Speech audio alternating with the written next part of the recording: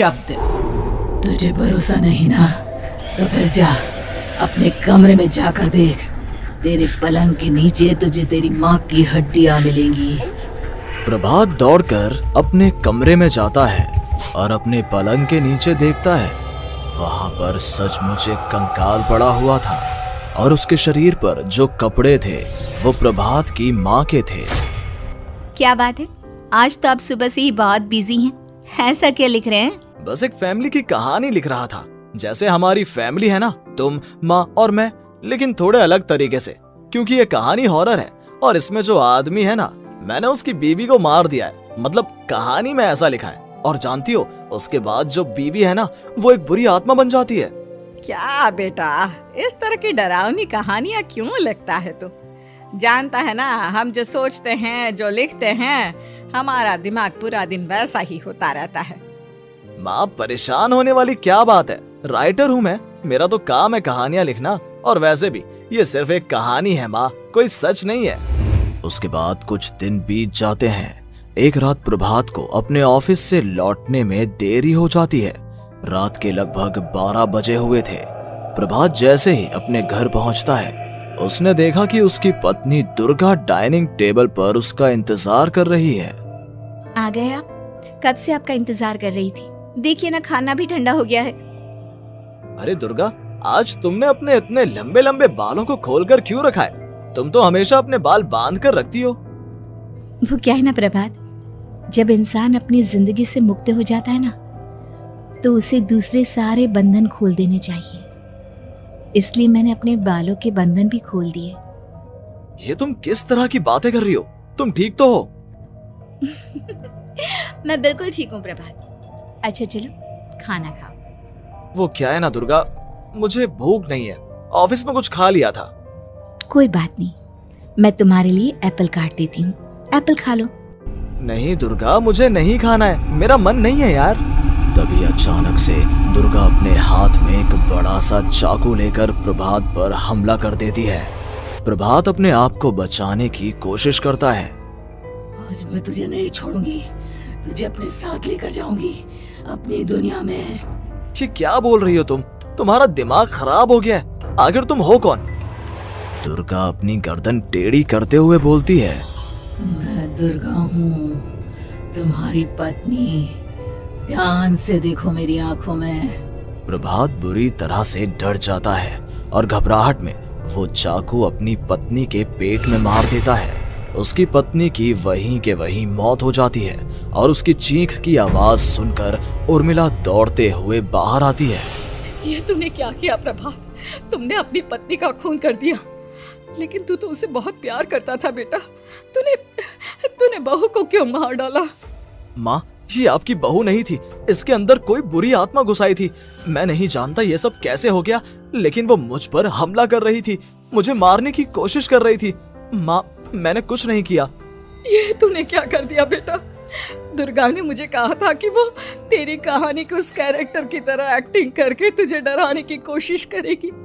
अरे वो तो तेरे साथ मजाक कर रही थी। हे भगवान, ये क्या हो गया? इसका मतलब दुर्गा। लेकिन माँ, मैंने जो कहानी लिखी थी उसमें भी ऐसा ही हुआ था। उस औरत ने अपने पति के साथ मजाक किया और गलती से उसके पति ने उसके पेट में चाकू मार दिया। मेरी कहानी सच कैसे हो सकती है? माँ, मुझे बहुत डर लग रहा है। अब ये सोच, दुर्गा की लाश का क्या करें हम? अगर गलती से भी ये बात बाहर फैल गई ना, तो तुझे पूरी जिंदगी जेल की सलाखों के पीछे रहना पड़ेगा।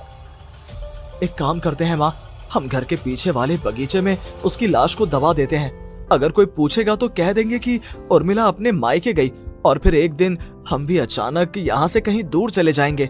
कोई नहीं आएगा हमें पूछने, कोई नहीं आएगा माँ। बाद में जो होगा हम देख लेंगे। प्रभात अपनी माँ उर्मिला की मदद से दुर्गा की लाश को अपने घर के बगीचे में गाड़ देता है। कुछ दिन तो ऐसे ही बीत जाते हैं, लेकिन एक दिन अचानक रसोई से आ रही कुछ आवाजें सुनकर प्रभात की नींद खुलती है। प्रभात ने देखा कि वहां पर एक लंबे बालों वाली औरत दूसरी तरफ चेहरा करके खड़ी हुई थी। कौन है? कौन है वहां पर? अरे कौन हो तुम? मैं दुर्गा हूँ प्रभात। क्या हुआ? मुझसे इस तरह के सवाल क्यों कर रहे हो तुम? तुम दुर्गा नहीं हो सकती। दुर्गा तो प्रभात, मैं तुम्हारी पत्नी हूँ, तुम मुझे कैसे भूल सकते हो? 4 दिन के लिए मायके क्या चली गई, तुम तो मुझे भूल ही गए। अब अगली बार ना मैं कहीं नहीं जाऊंगी। पता चला तुमने तो मुझे पहचानने से ही इनकार कर दिया। नहीं, तुम दुर्गा नहीं हो सकती।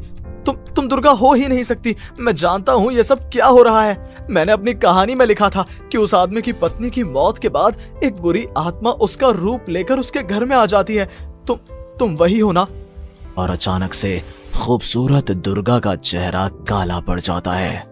उसकी आंखें लाल हो जाती हैं और पूरे शरीर पर बाल, लंबे नुकीले नाखून, उसके दोनों पैर उल्टे हो जाते हैं और बेहद डरावनी आवाज में वो चिल्लाकर कहती है, बुरी आत्मा, मेरा खून करके मुझे अपने ही घर में गाड़ कर तू मुझे बुरी आत्मा कह रहा है?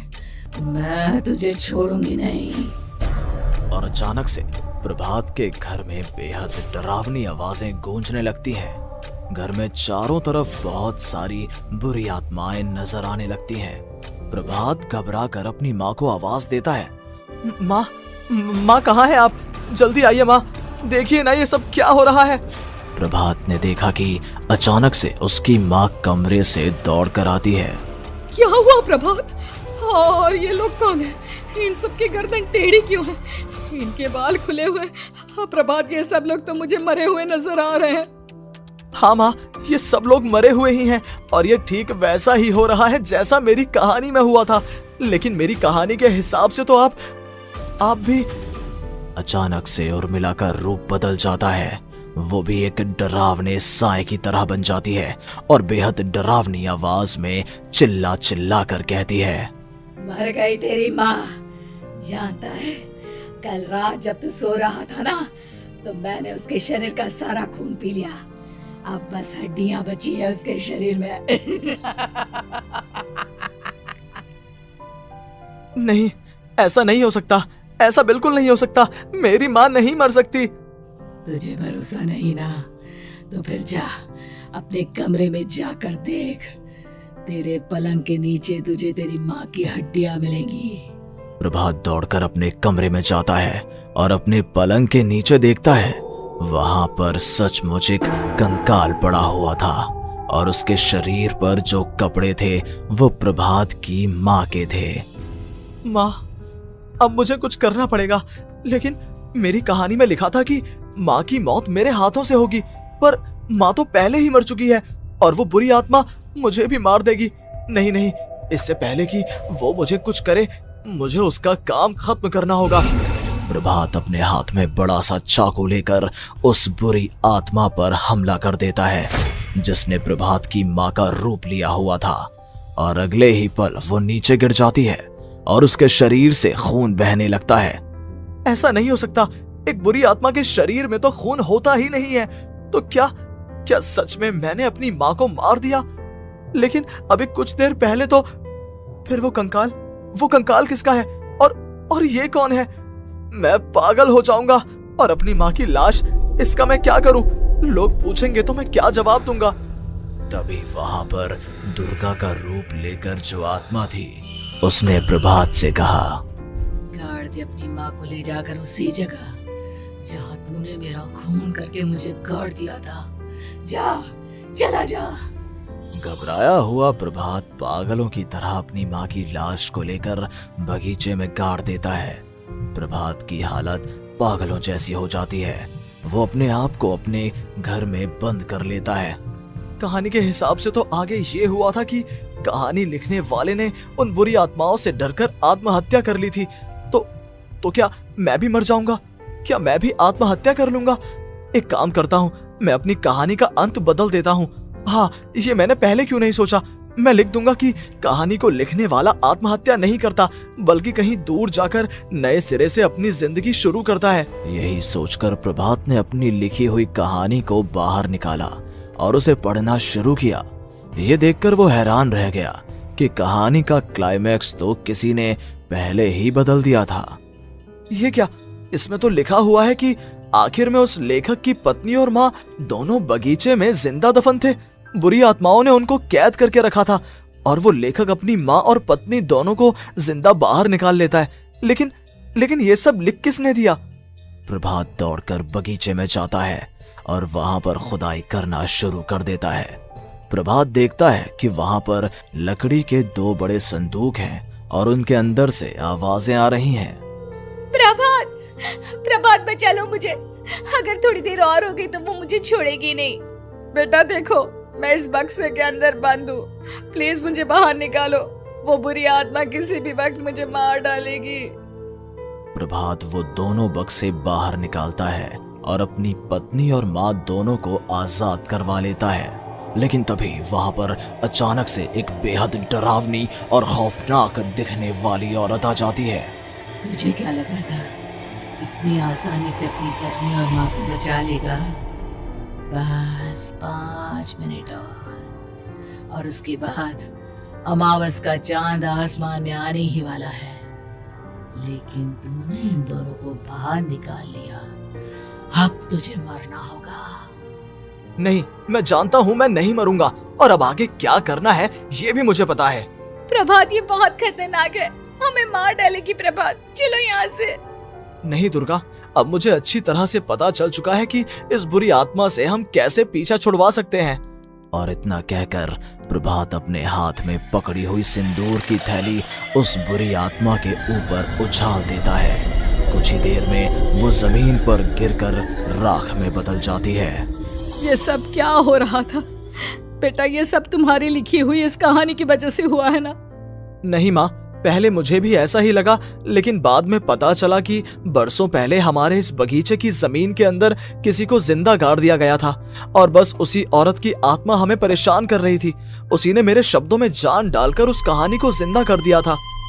मुझे माफ कर दो प्रभात, मैंने आपकी कहानी के साथ छेड़छाड़ की थी और उसे बदल दिया था। माफी मांगने की जरूरत नहीं है दुर्गा, तुम्हारे उस बदलाव की वजह से ही आज हम सब जिंदा हैं, क्योंकि आखिर में कहानी में वो हुआ